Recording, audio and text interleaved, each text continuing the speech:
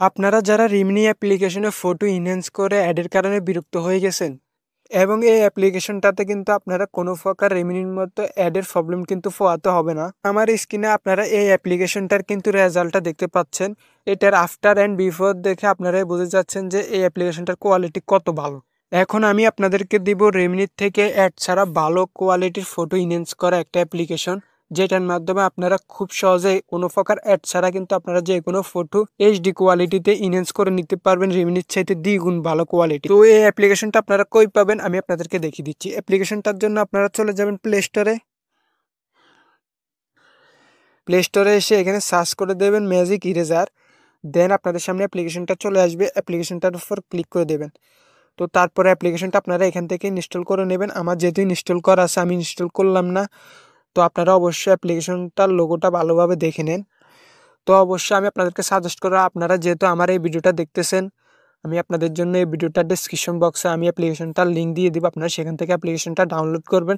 আমার description box থেকে আপনারা অ্যাপ্লিকেশনটা ডাউনলোড করলে কী কী সুবিধা পাবেন আমি আপনাদেরকে বলতেছি। প্রথমত আমার ভিডিওটার ডেসক্রিপশন বক্সে আপনারা যদি অ্যাপ্লিকেশনটা ডাউনলোড করেন তাহলে আপনাদের এই অ্যাপ্লিকেশনটাতে কোনো প্রকার অ্যাড আসবে না এবং অনেকগুলো টুলস পেয়ে যাবেন আমার এখান থেকে ডাউনলোড করার কারণে। তো এতক্ষণ আপনারা অ্যাপ্লিকেশনটা ডাউনলোড করে নিয়েছেন। অ্যাপ্লিকেশনটা ডাউনলোড করা হয়ে গেলে এখান থেকে অ্যাপ্লিকেশনটা ওপেন করবেন।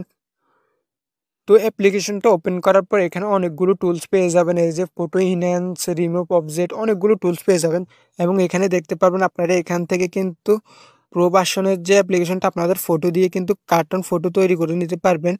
আপনাদের ফটো দিয়ে কিন্তু এরকম কার্টুন ফটো তৈরি করার জন্য অবশ্যই কমেন্ট করে যাবেন, তাহলে আমি পরবর্তীতে আপনাদেরকে দেখিয়ে দেবো। কারণ এই ভিডিওতে তো এগুলো দেখালে ভিডিওটা অনেক লম্বা হয়ে যাবে। তো এই ভিডিওতে আমি আপনাদেরকে শুধু দেখিয়ে দেবো আপনারা কীভাবে ফটো ইনহ্যান্স করবেন। তো এখানে দেখতে পারবেন ইনহ্যান্স কোয়ালিটি নামে একটা অপশন, এখানে এটাতে ক্লিক করে দিবেন। তাহলে আপনাদের গ্যালারিতে চলে আসবে। এখন আপনাদের গ্যালারি থেকে যে ফটোটা ইনহ্যান্স করতে চাচ্ছেন সেই ফটোটা এখান থেকে আপনারা সিলেক্ট করে নেবেন। তো আমি আপনাদের দেখানোর জন্য আমি আমার একটা নর্মাল ফটো এখান থেকে সিলেক্ট করে দিচ্ছি।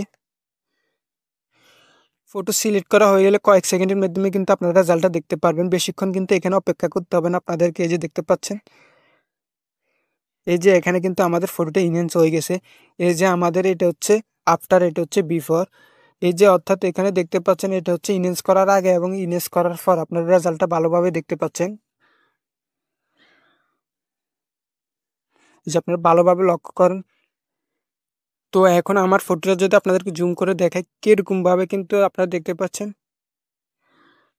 কীরকমভাবে কিন্তু ইনহ্যান্স হয়েছে ফটোটা। কোয়ালিটিটা দেখেন শুধু ফটোর জাস্ট।